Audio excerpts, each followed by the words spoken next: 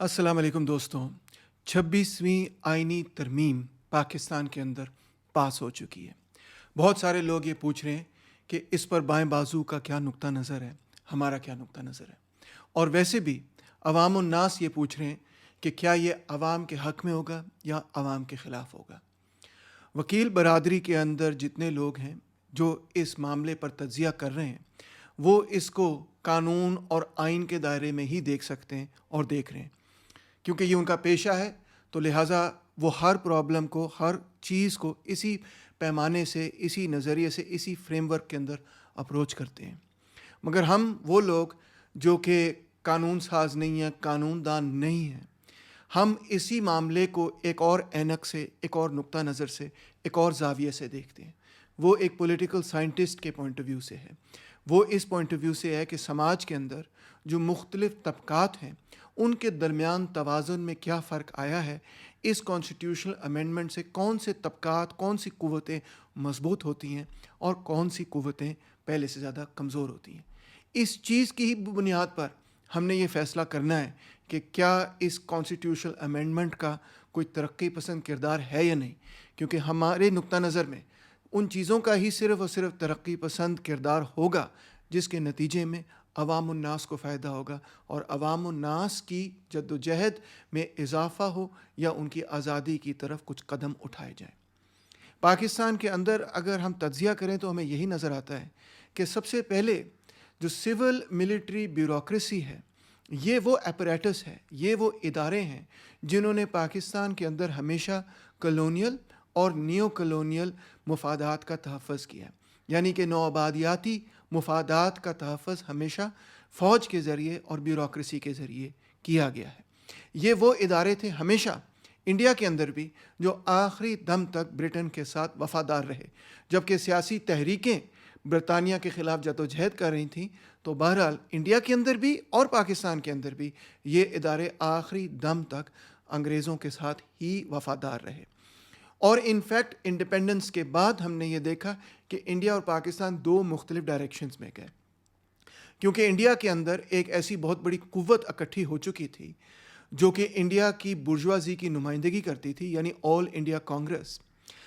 कांग्रेस के अंदर जो सरमायादारी निज़ाम के नतीजे में सरमायादार तबका पैदा हुआ, उसने अपने साथ अवाम को जोड़कर एक बहुत बड़ी अक्सरियत हासिल कर ली थी। उस अक्सरियत के ज़रिए वो फिर सिविल मिलिट्री जो अपैरेटस था उसको भी अपने ताबे रखने में कामयाब थे, क्योंकि उनके पास मिलियंस ऑफ सपोर्टर्स उस पीरियड के अंदर हुआ करते थे। और सिविलियन जो कुव्वत थी वो इतनी मजबूत हो चुकी थी, कांग्रेस इतनी मजबूत हो चुकी थी कि अच्छी तरह उनको मालूम था, वहाँ की इस्टेब्लिशमेंट को, वहाँ की फ़ौज को और वहाँ की ब्यूरोक्रेसी को, कि अगर हमने इसमें छेड़छाड़ अमल दखल की तो पूरा इंडिया ही तहस नहस हो जाएगा, तोड़ फोड़ का शिकार हो जाएगा। लिहाजा उन्होंने कभी इस चीज़ को एंटरटेन भी नहीं किया। मगर पाकिस्तान एक यूनिक केस है, इसलिए क्योंकि पाकिस्तान के लिए जो तहरीक है वो दर हकीकत पाकिस्तान में शुरू नहीं हुई, वो तो यूपी में शुरू हुई, वो तो लखनऊ में शुरू हुई, वो तो अलीगढ़ यूनिवर्सिटी में शुरू हुई। लिहाजा पाकिस्तान की अपनी टेरिटरी के अंदर जो हुक्मरान तबका था वो कभी भी एक यूनाइटेड रूलिंग क्लास की शक्ल में हमारे सामने नहीं आया। वो एक फ्रैक्चर्ड रूलिंग क्लास थे। अपने अपने इलाकों के अंदर मुख्तलिफ रूलिंग क्लासेस की फॉर्मेशन ज़रूर थी, मगर वो फ्रैक्चर्ड थी। उनका इत्तेहाद अगर कहीं पर हुआ तो बिल्कुल ही आर्जी था, चंद लम्हों के लिए वो इत्तेहाद होता था, थोड़ी बहुत कोई इमीडिएट गेंस, टेंजिबल इंटरेस्ट के लिए वो इत्तेहाद होता था और फिर उसके बाद वो बिखर जाता था, टूट जाता था। हमने मिसाल के तौर पे ये देखा कि जो पंजाब और सिंध के हुक्मरान तबके के लोग थे वो यूनियनिस्ट पार्टी के अंदर थे, और जिना सिकंदर पैक्ट के बाद उन्होंने मुस्लिम लीग को ज्वाइन किया और फिर मुस्लिम लीग के लिए एक बहुत बड़ी मेजॉरिटी भी आई। मगर 47 के बाद और इमीडिएटली मेरे ख्याल है लियाकत अली ख़ान की असैसिनेशन के बाद ख़ास तौर पे हम देखते हैं कि मुस्लिम लीग फ्रैक्चर हो गई। जैसे ही 1953 के anti Ahmadi rights, Punjab disturbances वगैरह हुई, उसके बाद हम देखते हैं कि मुस्लिम लीग फ्रैक्चर होनी शुरू हुई। इसमें फ्रैक्चरिंग की लाइंस भी आपको क्लियरली समझ आ सकती हैं कि एक तरफ ईस्ट पाकिस्तान की मुस्लिम लीग अलहदा होती चली गई, जब तक कि वो पहले मुस्लिम लीग से अवामी मुस्लिम लीग नहीं बनी, फिर अवामी मुस्लिम लीग से वो अवामी लीग नहीं बन गई। यानी कि वो मुस्लिम लीग जो है बिल्कुल एक और डायरेक्शन में जाते हुए उसने अपना नाम भी चेंज कर लिया और वो अवामी लीग बन गई। और यहाँ पाकिस्तान की मुस्लिम लीग यानी वेस्ट पाकिस्तान की मुस्लिम लीग के अंदर भी हम देखते हैं کہ بہت سیویئر فریکشنز تھے. مثال کے طور پہ ایک وہ حصہ تھا جو یو پی والی اور اردو سپیکنگ مسلم لیگ تھی, لیاقت علی خان وغیرہ کی مسلم لیگ, اور ایک وہ مسلم لیگ تھی جو یونینسٹ پارٹی سے مسلم لیگ آئی, اور اس کے اندر بھی بہت سارے اختلافات تھے. مثال طور پہ سندھ کی مسلم لیگ جو ہے اس کا یہ خیال تھا کہ جی جب پاکستان بنے گا تو اس کے اندر بہت ساری صوبائی خود مختاری ہوگی, مگر ایسا نہیں ہوا. 55 کے اندر 1 یونٹ بن گیا, جی ایم سید جیسے لوگ اور بہت سارے مسلم لیگ کے لوگ جو ہیں پھر مسلم لیگ سے علیحدہ ہونے شروع ہوئے اس 1 یونٹ کی مخالفت کے اندر. تو ہم نے یہ دیکھا کہ ویسٹ پاکستان کے اندر بھی کوئی یونائٹڈ رولنگ کلاس نہیں بن سکی, بلکہ فریکچرڈ رولنگ کلاس تھی. پنجاب کی رولنگ کلاس اگر ایک حصے کو سپورٹ کر رہی تھی, سندھ کی رولنگ کلاس اور وہاں کے بڑے بڑے جو زمیندار طبقہ تھا, جاگیردار طبقہ تھا, وہ کسی اور کے حصے کو. پھر خیبر پختونخوا کے اندر نیشنل عوامی پارٹی کی اپنی سیاست, اس سے پہلے خدائی خدمت کار وغیرہ, اور اسی طرح بلوچستان کے اندر اپنی سیاست. تو ہم نے ہمیشہ یہ دیکھا ہے کہ پاکستان کے اندر ایک یونائٹڈ رولنگ کلاس جو کہ ایک پارٹی کے اندر موجود ہو, جس طرح انڈیا کے اندر ہمیں کانگریس پارٹی نظر آئی, اس طرح کی چیز ہمیں پاکستان میں نہیں نظر آئی. اور اس کی بنیادی وجہ بھی ہم سمجھ سکتے ہیں, اور وہ یہی ہے کہ پرائمریلی پاکستان کی ڈیمانڈ پاکستان کے ایریا سے نہیں آئی, بلکہ پاکستان کے ایریا سے باہر سے مسلم لیگ بنی, اور پھر انہوں نے ون اوور کیا مختلف پولیٹیشنز کو within what is today West Pakistan and what was East Pakistan. اور یہ اتحاد جو تھا بیسکلی 1940 میں اگر قائم ہوا آفٹر دا لاہور ڈیکلیریشن, تو میں یہ کہوں گا کہ یہ ارلی 50s تک قائم رہا, تقریباً 10-15 سال یہ قائم رہا, اور اس کے بعد یہ فریکچر ہو گیا, ٹوٹ گیا. اور یہی وجہ ہے کہ ہمیں اپنی تاریخ کے اندر یہ نظر آتا ہے کہ جبکہ انڈیا کے اندر کوئی بہت زیادہ کانگریس پارٹیاں مختلف نہیں ہیں, انڈیا کے اندر ہمیں بہت زیادہ کوئی مختلف کانگریس پارٹیاں نظر نہیں آتی, مگر پاکستان کے اندر ہمیں کئی مختلف قسم کی مسلم لیگز نظر آئی ہیں. کبھی کنونشن مسلم لیگ, کبھی فلانی مسلم لیگ, کبھی فلانی مسلم لیگ, کبھی پرو ایوب خان مسلم لیگ, کبھی پرو فاطمہ جناح مسلم لیگ, اینڈ سو آن. تو اس کا مطلب, اس سے نتیجہ ہمیں یہ اخذ کرنا چاہیے کہ پاکستان کے اندر جو ڈیموکریٹک پالیٹکس ہے, جو الیکٹڈ پارلیمنٹس آئی ہیں, وہ ایک فریکچرڈ رولنگ کلاس کی نمائندگی کرتی رہی ہیں. وہاں پہ یہاں پہ رولنگ کلاس کبھی ایک یونائٹڈ ہول بنا نہیں سکی. اس فریکچرڈ رولنگ کلاس کی سچویشن کے اندر ظاہری بات ہے وہ ایپریٹس جو کہ سامراج کے ساتھ جڑا ہوا تھا, جو سامراج نے ہی بنایا تھا, جو کہ جدید نوآبادیاتی مفادات کا تحفظ کرتا تھا, یعنی سول ملٹری بیوروکریسی, انہوں نے بہت بآسانی پاکستان کی حکومت کو ٹیک اوور کر لیا, اور پھر بیسکلی انہی کی حکمرانی رہی, کبھی سویلین گائز میں اور کبھی دوسرے گائز میں. صرف ایک ایسا پیریڈ تھا 1970s کا جب ایسے محسوس ہوا کہ ایک ایسی فارمیشن بنی ہے جس نے کہ براڈ ہیجیمنی قائم کر لی ہے, جو کہ اب پاکستان کو رول کر سکتی ہے, مگر آپ کو یہی نظر آتا ہے کہ اس کو بھی سول ملٹری بیوروکریسی نے ڈیفیٹ کر لیا. تو یہ پوری ایک ہسٹری ہے جو ہمیں سمجھنا ہوگا, اگر ہمیں ان چیزوں کو سمجھنا ہوگا کہ 26ویں کانسٹیٹیوشنل امینڈمنٹ کن فورسز کو مضبوط کرتی ہے. آئی اسٹیبلشمنٹ کو مضبوط کرتی ہیں, ڈیموکریٹک پالیٹکس کو مضبوط کرتی ہیں, اور کس حصے آف ڈیموکریٹک پالیٹکس کو کس طرح سے مضبوط کرتی ہیں. ان چیزوں کو ہمیں سمجھنے کی ضرورت ہے. سب سے پہلے تو یہ کہ آئیے اس بات کو سمجھتے ہیں چیدہ موٹا موٹا ٹیکنیکل ٹرمز میں پڑھے بغیر اور وہ سارے آرٹیکلز کا نام لیے بغیر کہ یہ اس میں کنٹینشس کلوزز کیا ہے. سب سے پہلی بات تو یہ ہے کہ اس کانسٹیٹیوشنل امینڈمنٹ کے ذریعے 100 نوٹسز اب سپریم کورٹ نہیں لے سکتا, یعنی کہ از خود نوٹس جو سپریم کورٹ لیتا تھا کہ جی یہ پاکستان اسٹیل ملز کا مسئلہ ٹھیک نہیں جا رہا, یہ مسنگ پرسنس کا مسئلہ ٹھیک نہیں ہے, یہ ہماری عدالت میں پیش کیا جائے اور ہم دیکھیں گے کہ یہ معاملہ ٹھیک ہے یا نہیں, یہ سارا سلسلہ اس کانسٹیٹیوشنل پیکیج کے بعد ختم ہو جائے گا. دوسری بات یہ کہ پرائم منسٹر کے پاس ایک کمیٹی بنانے کے بعد کمیٹی پرائم منسٹر کو ریکمینڈ کرے گی, اور پرائم منسٹر آگے ریکمینڈ کریں گے کہ چیف جسٹس کون بنیں گے. وہ ٹاپ 3 جو ججز ہیں سینئر موسٹ, ان میں سے چوز کر سکتے ہیں کہ کون سے چیف جسٹس جو ہیں وہ سپریم کورٹ کے چیف جسٹس بنیں گے. یہ جو پاور ہے یہ اب پرائم منسٹر کے پاس آ جاتی ہے. اور تیسری بات یہ کہ وہ تمام کیسز جو کہ کانسٹیٹیوشنل کیسز ہیں ان کے لیے علیحدہ ایک کانسٹیٹیوشنل بینچ بنایا جائے گا. وہ سپریم کورٹ میں جانے کے بجائے کانسٹیٹیوشنل بینچ میں جائیں گے, آپ کہہ لیں کانسٹیٹیوشنل کورٹ میں, ایک علیحدہ کورٹ میں جائیں گے جس کے اوپر بھی پارلیمنٹری گرپ ہوگی. تو لہٰذا اگر کوئی چیلنج کرنا چاہتا ہے کہ پارلیمنٹ نے جو کام کیا وہ کانسٹیٹیوشن کے خلاف ہے, تو وہ پارلیمنٹ کی ہی من پسند ایک جوڈیشری کے تحت کیس دیکھا جائے گا, اور اس طرح سے وہ آؤٹ کم کو کنٹرول کر سکیں گے. مگر ان تمام چیزوں کے باوجود ایسے بہت سارے لوگ ہیں, اس میں وکیل بھی شامل ہیں, ججز بھی شامل ہیں, اور پولیٹیکل پارٹیز کے لوگ بھی شامل ہیں. پی ڈی ایم کے لوگ تو شامل ہیں ہی, جو کہ یہ کہہ رہے ہیں کہ یہ تو بہت اچھا ہے. وہ کہہ رہے ہیں کہ ان کی آرگیومنٹ اور دلیل یہ ہے کہ اگر آپ جوڈیشری کی تاریخ اٹھا کے دیکھیں تو آپ کو نظر آئے گا کہ جوڈیشری نے ہمیشہ اسٹیبلشمنٹ کا ساتھ دیا. یہ بات 90% درست ہے. یہ بات 90% بالکل عین تاریخ کے مطابق ہے کہ واسٹ میجورٹی آف کیسز کے اندر جوڈیشری نے ہمیشہ اسٹیبلشمنٹ کا ساتھ دیا. مثال کے طور پہ جب بھی پاکستان کے اندر ملٹری کو ہوا تو بیسکلی جوڈیشری نے ملٹری کا ساتھ دیا. جب بھی پاکستان کے اندر ڈیموکریٹک نیشنلسٹ اور لیفٹسٹ فورسز کے خلاف کوئی کریک ڈاؤن ہوا تو جوڈیشری نے اس کا ساتھ دیا, چاہے وہ راولپنڈی کنسپیریسی کیس کا معاملہ ہو یا حیدرآباد کنسپیریسی کیس کا معاملہ ہو. آئیے کچھ مثالیں دیکھ لیتے ہیں. سب سے پہلے جب گورنر جنرل غلام محمد نے پاکستان کی پہلی کنسٹیٹیوٹ اسمبلی کو ڈسمس کر دیا 1954 میں, یہ آئین ساز اسمبلی تھی. یہ اسمبلی اس وقت پاکستان کا آئین بنا رہی تھی, تو گورنر جنرل غلام محمد نے اس اسمبلی کو ڈسمس کر دیا. مولوی تمیز الدین جو ہیں وہ کورٹ میں گئے 1955 میں اور انہوں نے کہا کہ یہ بالکل غلط ہوا. تو اس وقت چیف جسٹس محمد منیر صاحب نے کہا نہیں, یہ ڈسمسل بالکل درست تھا, کنسٹیٹیوٹ اسمبلی ڈسمسڈ ہے, اور گورنر رول جو ہے اس کو لیجیٹیمائز کر دیا. یہ پہلی وہ مثال تھی. پھر اس کے بعد آپ یہ دیکھیں کہ جب ایوب خان نے چند سال بعد ہی اسکندر مرزا سے اقتدار حاصل کر لیا 1958 میں, تو اس کے بعد سپریم کورٹ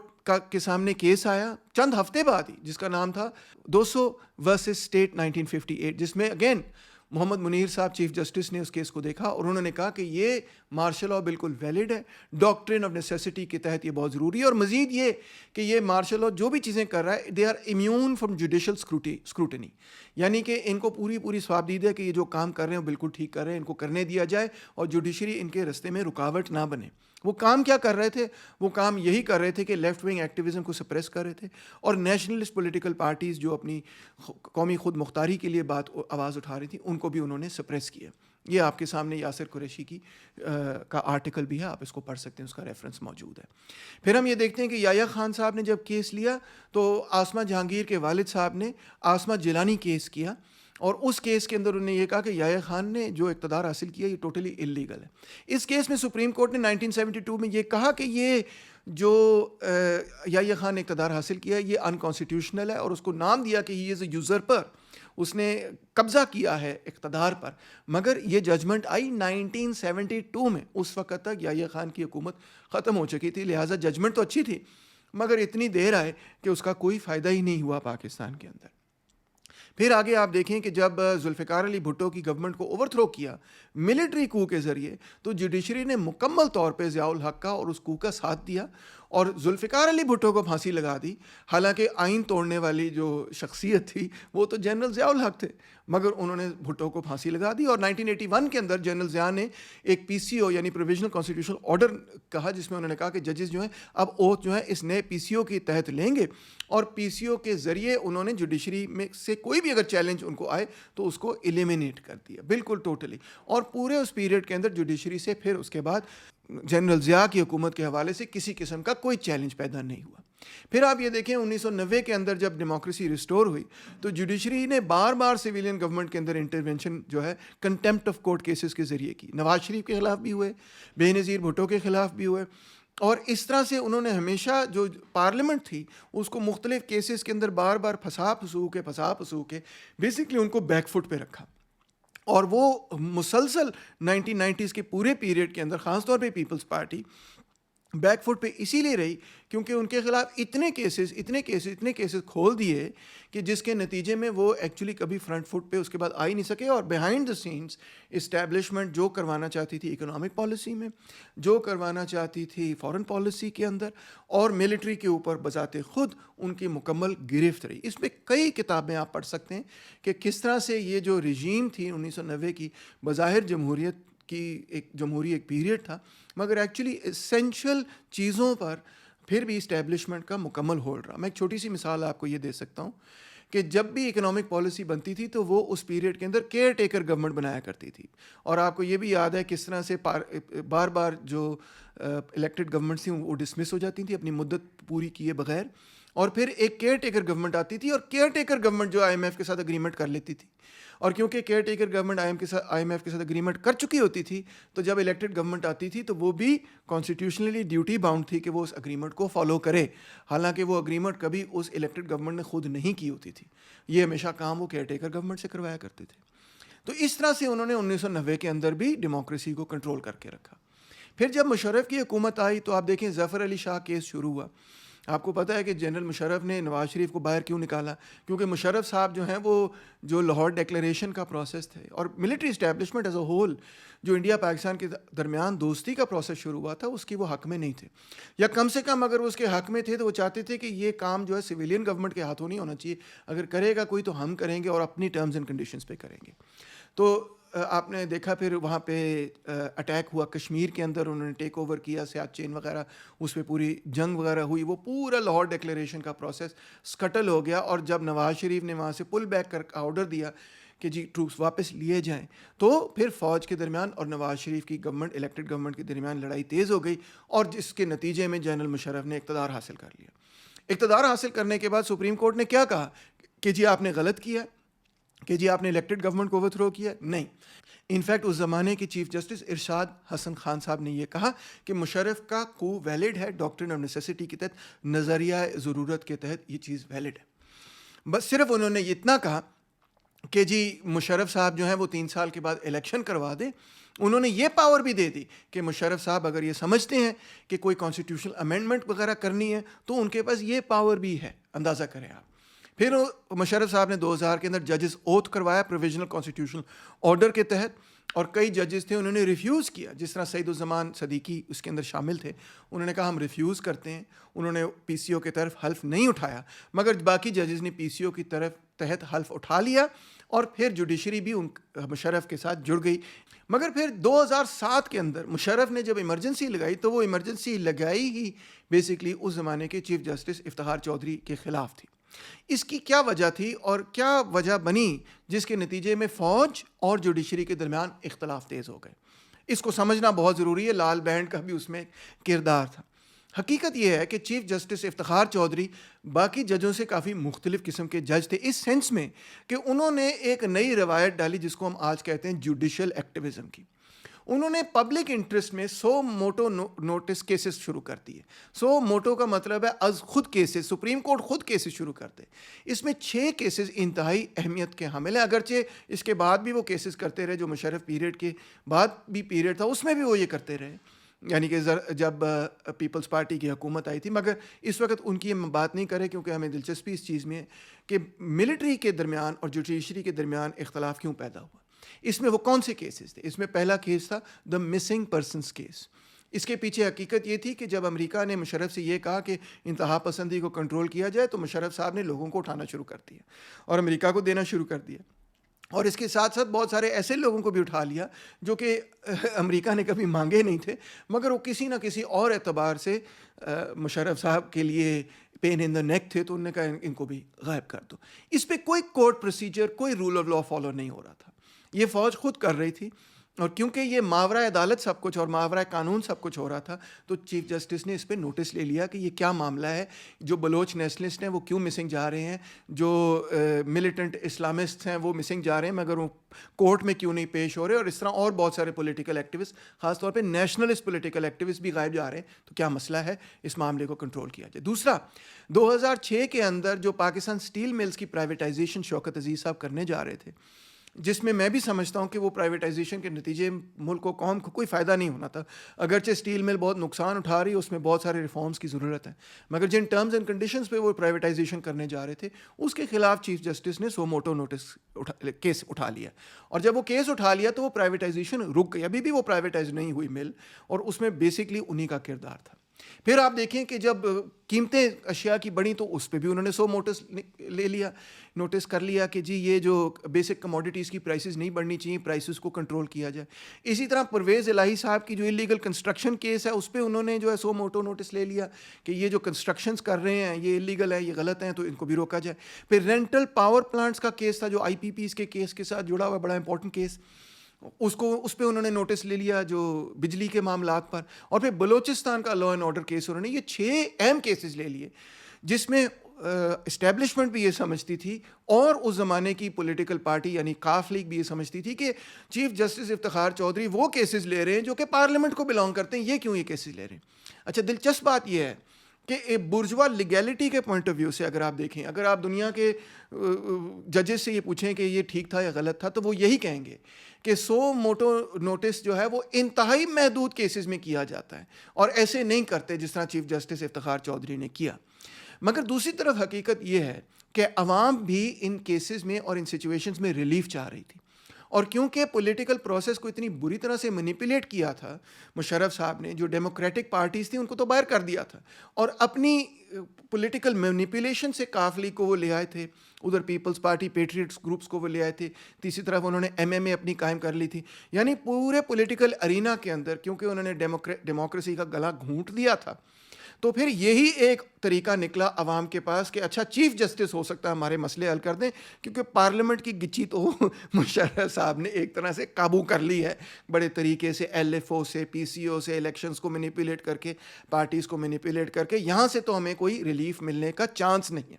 تو اس وجہ سے بہت ساری عوام, رائٹ ونگ بھی اور لیفٹ ونگ بھی اور ہیومن رائٹس کے لوگ بھی جو ہے نا چیف جسٹس کے ساتھ الائن ہو گئے کہ جو فوج اور کاف لیگ اس وقت پالیسیز کر رہی ہے وہ غلط ہے, ان کو روکنے کا صرف یہی طریقہ نظر آ رہا ہے کہ چیف جسٹس کا ساتھ دیا جائے. لہٰذا مشرف نے چیف جسٹس کو ریپلیس کرنے کی کوشش کی, اس پہ آپ نے دیکھا پوری احتجاج ہوئی اور مشرف صاحب کی حکومت گر گئی. اب اس کے بعد کیا ہوا کہ جب ڈیموکریٹک حکومت آ بھی گئی, الیکٹڈ حکومت آ بھی گئی, تو جوڈیشل ایکٹیویزم کا سلسلہ ختم نہیں ہوا. جو آگے مزید ججز آئے انہوں نے کہا کہ افتخار چودھری صاحب نے تو بڑی بابا کمائی, بڑی ان کو عزت ملی, تو ہم بھی ایسا کرتے ہیں. تو ہم دیکھتے ہیں کہ 2000 چیف جسٹس افتخار چودھری کے پیریڈ کے اندر بھی اور اس کے بعد کے پیریڈ کے اندر بھی 2021-22 تک جوڈیشل ایکٹیویزم جاری رہا. کیا ایگزامپلز ہیں اس کی ایگزامپلز ہے پیناما پیپرز کیس جو 2016-17 میں ہوا, فیض آباد دھرنا کیس 2017-19 کا case, Zainab Ansari murder case جو 2018 کا case, water and dams funds initiative 2018 کے اندر کہ جب چیف جسٹس خود کہہ رہے تھے کہ میں ڈیم بنا کے دکھاؤں گا, میں بھاشا ڈیم بناؤں گا, اینڈ سو آن. اچھا, bail for former P M Nawaz Sharif on medical grounds 2019 کے اندر ان کو ریلیف مل گئی کہ جی وہ ان کو میڈیکل بیسس پہ جو ہے بیل دے دی جائے, وہ باہر چلے گئے. ججز arrest case 2021, Shehbaz Sharif bail in money laundering case 2021, census data dispute 2017-21, justice Qazi Faez Isa case 2019-2021 اور Lahore smog and environmental pollution cases 2016-2021. یعنی کہ اس طرح کے ڈھیر سارے اور بھی کیسز ہیں اور ہو سکتا ہے آپ کہیں کہ یہ کیس جوڈیشل ایکٹیویزم میں نہیں, وہ کیس ہونا چاہیے. مگر ہمیں ایک یونیک چیز پاکستان کی اپنی جوڈیشل ہسٹری میں نظر آتی ہے کہ جسٹس افتخار چودھری کے بعد ایک پورا پیریڈ, ایک دہائی کا پیریڈ انفیکٹ شروع ہوتا ہے جس کے اندر جوڈیشل ایکٹیویزم ایک چیز بن جاتی ہے. ہم یہ بھی دیکھتے تھے کہ ججز جو ہیں کوئی ہسپتال میں جا رہا ہے, کوئی اسکول میں جا رہا ہے, کوئی اس ادارے میں کوئی اس ادارے میں جا رہا ہے اور کہہ رہا ہو یہ کیا ہو رہا ہے, وہ کیا ہو رہا ہے, کام کیوں نہیں ہو رہا, وغیرہ وغیرہ, جو کہ ایکچولی جوڈیشری کا کام ہرگز نہیں ہے. اور اگر آپ دنیا سے پوچھیں تو ایسے نہیں, مگر پبلک کو پھر بھی یہ ایک پاپولسٹ چیز لگتی تھی, اچھی چیز لگتی تھی کہ چلو کوئی تو ہے جو کچھ کرنے کی کوشش کر رہا ہے, ان کو کم سے کم یہ محسوس ہوتا تھا. بہرحال جی, اب معاملہ یہ بنا کہ جب پاکستان ڈیموکریٹک موومنٹ اقتدار میں آئی, اور وہ کس طرح سے اور کیوں اقتدار میں آئی, وہ اس کی ہسٹری بھی آپ جانتے ہوں گے. اس کی ہسٹری مختصراً یہی ہے کہ سب سے امپورٹنٹ, ویسے تو جب بھی لڑائی ہوتی کئی مختلف چیزیں ہوتی ہیں, مگر سب سے امپورٹنٹ چیز جو تاریخ نے بھی وقت نے بھی ثابت کی ہے, جس کی وجہ سے عمران خان اور سینئر ملٹری اسٹیبلشمنٹ قائدین کے درمیان اختلافات تیز ہوئے, وہ عمران خان صاحب کے درمیان اور چیف آف آرمی اسٹاف کے درمیان جو معاملات خراب ہوئے, وہ اس کی بنیادی وجہ بنی جنرل فیض حمید. جنرل فیض حمید بہت پرو عمران خان تھے, اور کچھ لوگ, بہت سارے لوگ میڈیا میں جو ہیں کم سے کم, وہ مجھے یہ کہتے ہیں کہ جی اصل میں جو مین آرکیٹیکٹ تھے جن کی وجہ سے عمران خان جو ہے وہ اتنے بڑے پولیٹیشین بنے, وہ فیض حمید ہی تھے. انہوں نے ساری سوشل میڈیا لینڈسکیپ اور میڈیا لینڈسکیپ کو ایسے منور کیا, وہ اس چیز کے کہتے ہیں جینیس تھے, کہ جس کے نتیجے میں عمران خان ایک ہیرو بن کے سامنے آئے. اب جب اپوزیشن کی یہ کوشش تھی کہ نو کانفیڈنس موومنٹ لانچ ہو جائے, نو کانفیڈنس ہو جائے, اور ان کو صرف 10 ووٹ, یاد رکھیں صرف 10 ووٹ چاہیے تھے نیشنل اسمبلی میں, اگر وہ ٹرن ہو جائیں تو وہ حکومت کو گرا سکتے تھے. تو ان کی پوری کوشش تھی MQM بلوچستان عوامی پارٹی وغیرہ کہیں نہ کہیں سے کچھ لوگ ٹوٹ جائیں اور ہمارے ساتھ آ جائیں. اب عمران خان صاحب یہ چاہتے تھے کہ فوجی اسٹیبلشمنٹ وہ کچھ ایسا معاملہ کریں کہ جس کے نتیجے میں یہ vote of no confidence defeat ہو جائے, جس پر باجوہ صاحب نے کہا کہ نہیں, ہم یہ نہیں کر سکتے, ہم اس معاملے میں نیوٹرل رہیں گے. اس کی بنیاد پہ ایک پھر لڑائی شروع ہو گئی, اور آپ نے وہ فقرہ بھی عمران خان کا سنا نیوٹرل کے حوالے سے اینڈ سو آن. اب یہ جب لڑائی چلنی شروع ہوئی تو پھر فوج نے بھی جو ہے اس پہ رد عمل کیا, اور یہی وجہ ہے کہ فیض حمید صاحب کے اوپر اب آپ دیکھ لیں کہ کورٹ مارشل کا کیس ہے, جبکہ رشیا سے تیل خریدنے والا معاملہ اب کوئی ایشو نہیں رہا. یہ موجودہ حکومت بھی روس سے تیل خرید رہی ہے. So that was not the main issue کہ انہوں نے کیونکہ رشیا سے تیل خریدنے کا ایک فیصلہ کر لیا, وہ فوج کے کہنے پر ہی تھا سب کچھ, تو اس وجہ سے حکومت گرائی گئی. No, that was not the reason. اگر یہ وجہ ہوتی تو آج کیسے ہم پھر روس سے تیل خرید رہے ہیں؟ آج ہم روس سے تیل خرید رہے ہیں. تو جس چیز پر ریکنسیلیشن ہو گئی ہے, اس سے ظاہر یہ ہوتا ہے کہ وہ ڈیل بریکنگ معاملہ نہیں تھا. مگر جس چیز پر ریکنسیلیشن نہیں ہو پا رہی, آپ کو یہ سمجھ آ جانی چاہیے کہ وہ اصل معاملہ تھا جو ڈیل بریکنگ معاملہ تھا عمران خان کے درمیان اور فوج کے درمیان. اور وہ یہی معاملہ تھا جو جنرل فیض حمید سے تعلق رکھتا تھا کہ Imran Khan had come to expect کہ جس طرح جنرل فیض حمید نے ان کو سپورٹ کیا ہے, فوج ان کو اسی طرح سپورٹ کرے گی, اور اگر فوج ان کو اس طرح سپورٹ نہیں کرے گی یا باقی فوجی ان کو اس طرح سپورٹ جنرل سنگھ سے سپورٹ نہیں کریں گے, تو ان کی خواہش یہ رہی ہوگی کہ جنرل فیض حمید ہی چیف آف آرمی اسٹاف بن جائیں, جس کے خلاف فوج نے پھر ریئیکٹ کرنا ہی تھا اور کیا. اور دا ریسٹ ایز دے سے ہسٹری. باقی آپ نے دیکھا کہ کیا ہوا, کہ کس طرح سے پھر اسٹیبلشمنٹ نے پوری سچویشن کو مینیپولیٹ کیا کہ اب عمران خان کو ہم نے اقتدار میں نہیں آنے دینا, اور مسٹر کلین جو دعویٰ کرتے ہیں کہ ہم نے تو کبھی کرپشن کی نہیں, انہیں کو کرپشن کے کیسز کے اندر ملوث کر کے تو جیل میں بند کر دیا جائے, اور جن پہ پتہ نہیں کتنے کیسز بنے ہوئے تھے وہ ان سب کو کلین چٹ دے دی جائے, اور وہ جو ہیں اقتدار میں آ جائے. اب اس پورے منورنگ میں آپ دیکھیں کہ جوڈیشری اور ECP میں کیا لڑائی شروع ہوئی. لڑائی یہ شروع ہوئی کہ جوڈیشری اور ECP کے درمیان ایک سپلٹ نظر آنا شروع ہو گیا. پہلی بات تو یہ تھی کہ ECP بار بار الیکشن ڈیلے کری جا رہی تھی جب کیئر ٹیکر گورنمنٹ قائم تھی. کیوں ڈیلے کر رہی تھی؟ کیونکہ پاکستان ایک شدید معاشی بحران میں گھس چکا تھا. اس معاشی بحران کے پیچھے کچھ نااہلی تو PTI کی بھی ہے, انہوں نے بہت بڑے بڑے قرضے لیے, مگر اس سے بڑی نااہلی یہی ہے کہ پاکستان کے اندر بہت بڑے بڑے معاشی مسائل سٹرکچرل ہیں, یعنی ہمارے سٹرکچر کے ساتھ جڑے ہوئے, جو ہمارے امپورٹنگ کا پچھلے 20 سال سے پیٹرن ہے اور ایکسپورٹنگ کا پیٹرن ہے اور ریمیٹنسز کا پیٹرن ہے, اس کے اندر جو ہمیں بھاری ہر سال بین الاقوامی تجارت میں خسارہ ہوتا ہے, اس کے نتیجے میں کوئی بھی حکومت ہو اس کو پھر قرضے اٹھانے پڑتے ہیں, اور قرضے جب وہ اٹھاتے ہیں ان قرضوں کی ادائیگی اور باقی سارے مسائل جو اسی کے ساتھ جڑے ہوتے ہیں. تو یہ جو ڈیپینڈنٹ فارم آف ڈیولپمنٹ ہے, اس میں کوئی بھی آ جائے, اس وقت PDM والے آ گئے, وہ اسی فریم ورک کے اندر پھنسے رہتے ہیں, ڈیٹ ٹریپ کے اندر آپ کہہ لیں پھنسے رہتے ہیں. تو PDM کی حکومت کی یہ خواہش تھی کہ کیوں ہم کیئر ٹیکر بندہ سامنے کھڑا کریں گے, کاکڑ جس طرح ہیں ان کو ہم سامنے کھڑا کریں گے, اور جو سب سے ان پاپولر ڈیسیجنز ہیں وہ ان سے ہم کروائیں گے. جو نجکاریاں ہم نے کرنی ہیں, جو ٹیکسز ہم نے نافذ کرنے ہیں, جو کٹوتیاں ہم نے کرنی ہیں, جو ایسی چیزیں جس کے نتیجے میں عوام حکومت کے خلاف ہو جائے گی, وہ ساری چیزیں وہ انہوں نے سوچا کہ ہم کیئر ٹیکر گورنمنٹ سے کاکڑ صاحب سے کروائیں گے. اور انہوں نے کروائیں وہ چیزیں. بجلی کی قیمتیں بڑھائیں انہوں نے, پیٹرول کی قیمتیں, ڈیزل کی قیمتیں, مہنگائی, یہ وہ سب کچھ انہوں نے کیئر ٹیکر گورنمنٹ سے کروایا. اور اسی لیے وہ اس کیئر ٹیکر کی پیریڈ کو اور مدت کو لمبا کری جا رہے تھے تاکہ کیئر ٹیکر گورنمنٹ کے پیریڈ کے اندر جو ری ایڈجسٹمنٹ انہوں نے کی ہے, جس پر بائیں بازو کے تمام لوگ تنقید کرتے ہیں, کیونکہ یہ جو IMF کا دیا گیا ماڈل ہے, اس سے تو غریبوں کی بربادی ہے. تو بہرحال انہوں نے وہ سب کچھ کروایا. کروانے کے بعد جب ان کو یہ لگا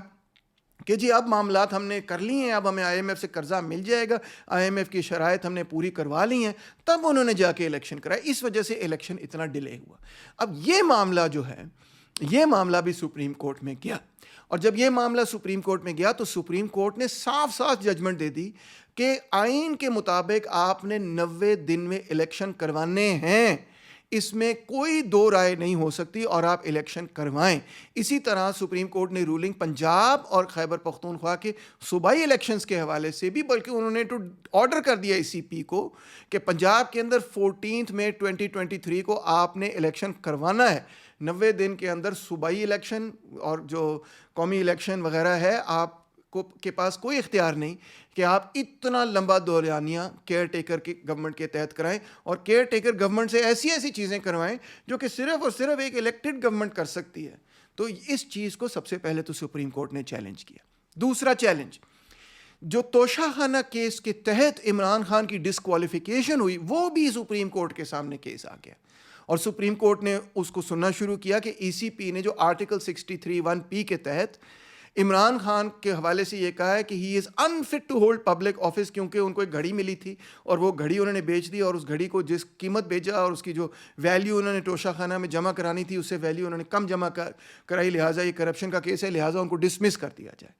یہ معاملہ بھی اسلام آباد ہائی کورٹ کے سامنے پیش ہوا، اور حکومت کو یہی خدشہ رہا کہ یہاں سے بھی ہمیں چیلنج آ سکتا ہے. پھر تیسرا case, judicial review of contempt of court law 2023. P D M government نے 2023 میں یہ contempt of court ordinance pass کیا، جس میں انہوں نے یہ کہا کہ جوڈیشری کے پاس یہ رائٹ اور اختیار نہیں ہے کہ وہ گورنمنٹ آفیشلز یا ہائی رینکنگ پولیٹیشنز کو کنٹیمپٹ آف کورٹ نوٹس جاری کرتے، جس طرح کہ 1990s میں ہوا کرتا تھا. اس حوالے سے chief justice of the supreme court Umar Ata Bandial صاحب نے اس کو اسٹرائک ڈاؤن کر دیا، سو موٹو نوٹس لیا، اور اس لا کو انہوں نے سسپینڈ کر دیا کہ نہیں، یہ ایگزیکٹو کی انٹرفیئرنس ہے جوڈیشل اٹانومی میں اور جوڈیشل انڈیپینڈنس میں. تو اس کو اسٹرائک ڈاؤن کرنا بھی سپریم کورٹ کا ایک چیلنج تھا پی ڈی ایم گورنمنٹ کے لیے. پھر ایک بہت بڑا چیلنج ان کے لیے یہ تھا کہ عمران خان کے مختلف کیسز ملٹری کورٹس کے تحت ہو رہے ہیں، اور صرف عمران خان کے کیسز نہیں، بہت سارے نیشنلسٹ لوگوں کے، بلوچ نیشنلسٹ لوگوں کے، ایون اینٹی ٹیررسٹ کورٹ کے اندر وہ لوگ جو کہ سول سوسائٹی کے ایکٹیوسٹ ہیں، کوئی زمین کے معاملے پہ لڑ رہا ہے، کوئی لینڈ ریفارمز کے معاملے پہ لڑ رہا ہے، ان کو بھی کبھی اینٹی ٹیررسٹ کورٹ میں، کبھی ملٹری کورٹ میں، کبھی ادھر دھکیل دیا جاتا ہے. تو یہ سارا معاملہ، انفیکٹ ملٹری کورٹس کا ہی معاملہ جو ہے سپریم کورٹ کے سامنے 2023 میں آیا. انہوں نے یہ کہا کہ یہ بالکل غلط استعمال ہے ملٹری کورٹس کا. سویلینز جو ہیں ان کے لیے سویلین کورٹس ہیں، اور وہ سویلین کورٹس میں ہی پیش ہوں گے، اور یہ ملٹری کورٹس کو جو اسٹیبلش کیا گیا ہے، اس طرح سے ملٹری نے جوڈیشری کا رول بھی ٹیک اوور کر لیا ہے، خاص طور پہ کی کیسز کے اعتبار سے.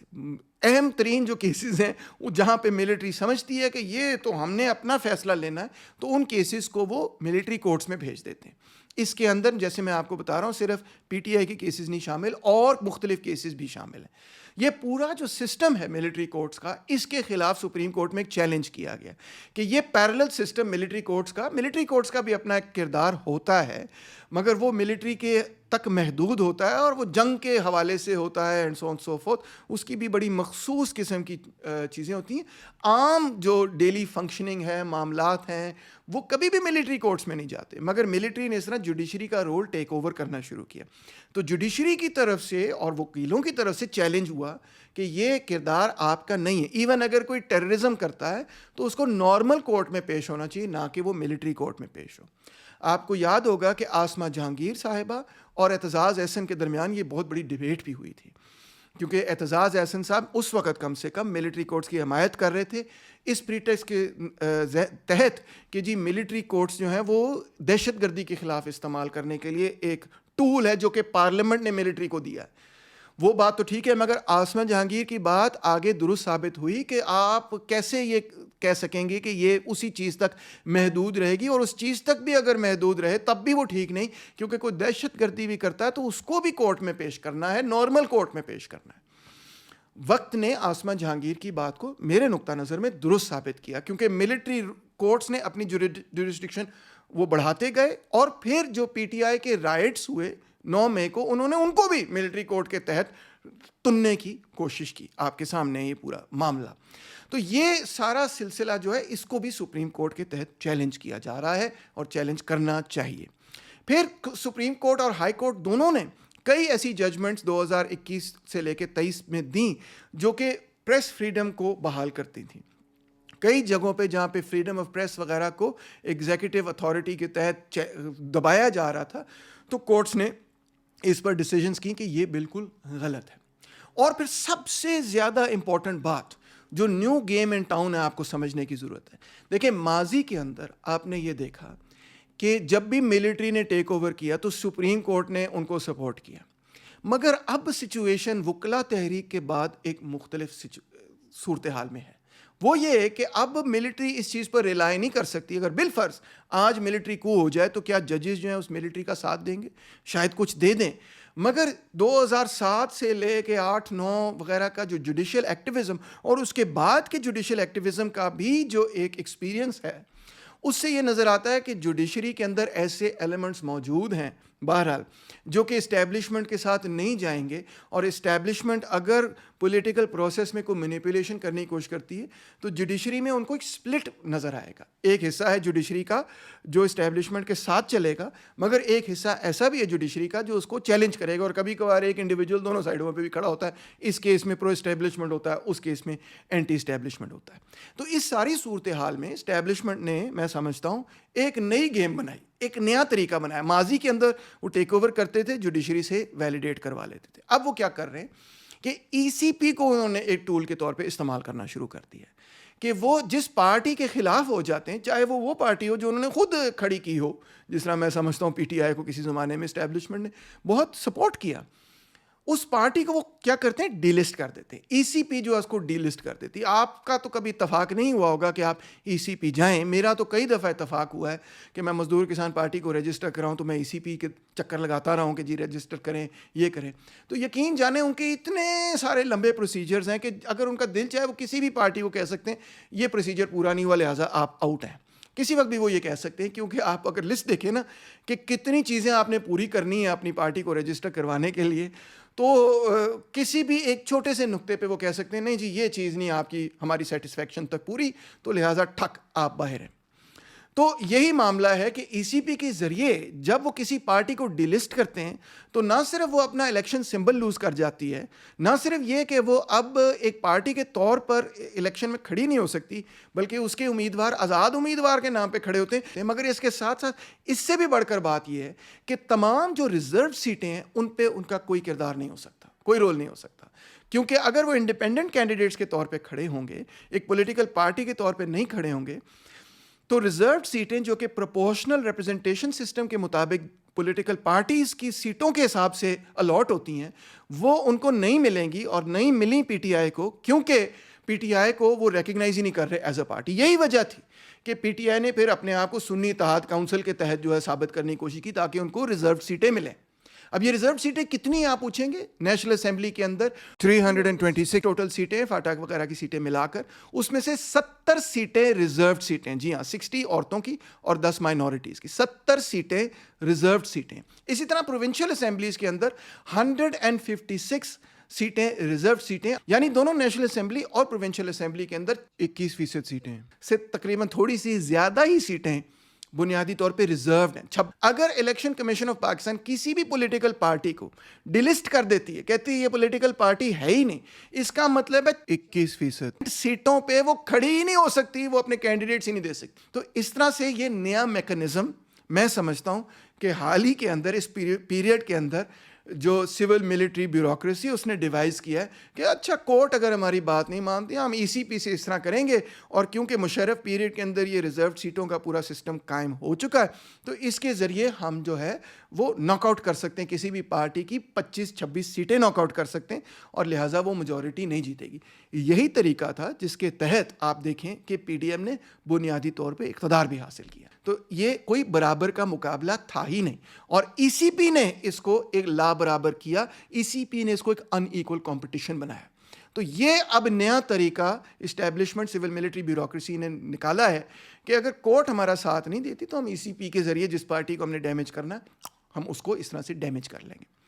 اب آپ اس معاملے کو دیکھیں کہ 12 جولائی 2024 کو سپریم کورٹ آف پاکستان نے ایک انتہائی اہم فیصلہ کیا, جس میں ایک میجورٹی ڈیسیجن تھی اور ایک مائنورٹی ڈیسیجن تھی. 13 ممبر بینچ کا سپریم کورٹ تھا, اور اس نے میجورٹی ورڈکٹ یہ دیا کہ ای سی پی اور پی ایچ سی نے جس طرح سے پی ٹی آئی کو ڈی لسٹ کیا ہے, ان کو بلہ دینے سے انکار کیا, اور پھر اس کے نتیجے میں ان کی جو ریزرو سیٹیں وہ ساری غائب ہو گئیں, اس کو انہوں نے نل اینڈ وائڈ اور انکانسٹیٹیوشنل ڈکلیئر کیا بائی میجورٹی ڈیسیژن.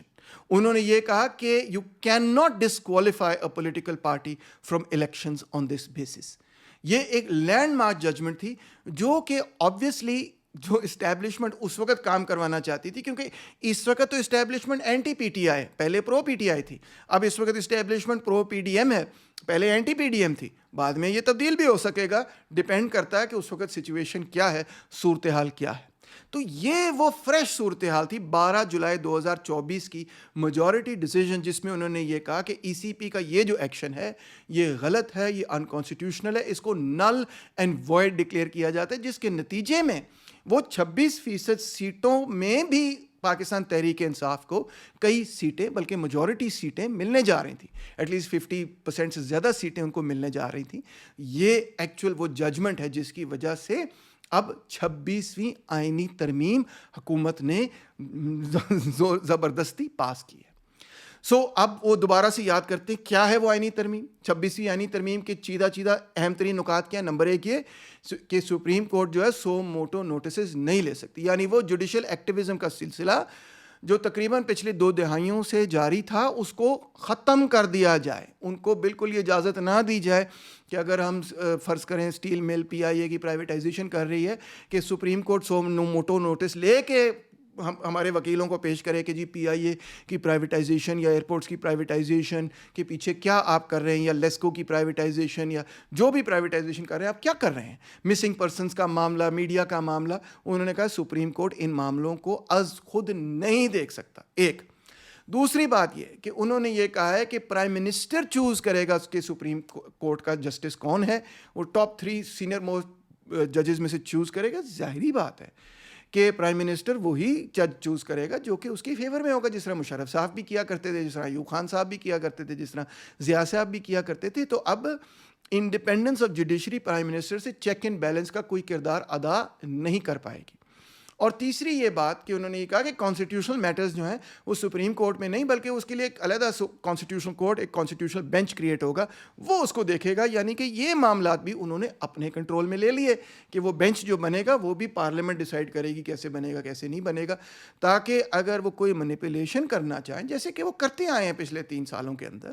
مزید مینیپولیشن کرنا چاہیں یا آلریڈی جو مینیپولیشن کر چکے ہیں اس کو کسی قسم کا کوئی کانسٹیٹیوشنل چیلنج نہ ہو. تو دوستو اس بات کو سمجھنے کی ضرورت ہے, یعنی کہ ایک پورا نیا روٹ بنایا گیا ہے پارلیمنٹ کو کنٹرول کرنے کا. وہ روٹ کیا ہے, آپ ای سی پی کے ذریعے کسی پارٹی کو ڈسکوالیفائی کر دیں, اور پھر آپ سپریم کورٹ کو بلاک کر دیں کہ وہ ای سی پی کے ذریعے جو آپ نے پارٹی کو ڈسکوالیفائی کیا ہے اس کو سپریم کورٹ کسی حوالے سے چیلنج نہ کر سکے. اس مقصد کے لیے آپ نے 26ویں آئینی ترمیم متعارف کروائی ہے, تاکہ سپریم کورٹ کی وہ پاور کہ جس کے